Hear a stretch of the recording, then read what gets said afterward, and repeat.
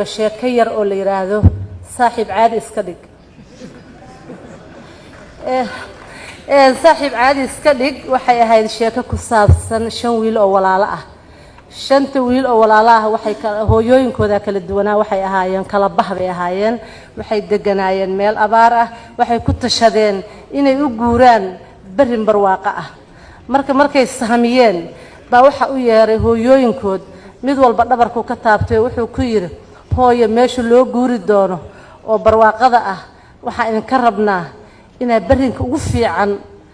aad muxuu ahaay noo sahamisaan waxaana waliba idin leeyahay bitro hooyo barinkaas waa inuu 4 shuruudood lahaada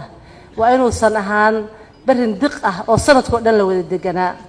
waa inuu yahay barin ramaas leh oo xooluhu markay habeenkii soo kacaan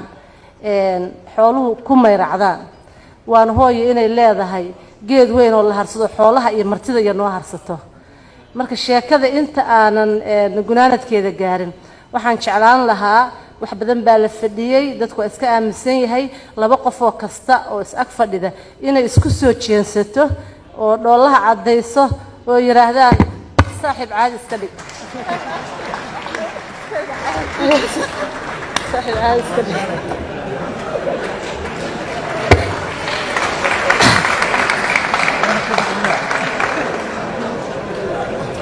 وماسنتهين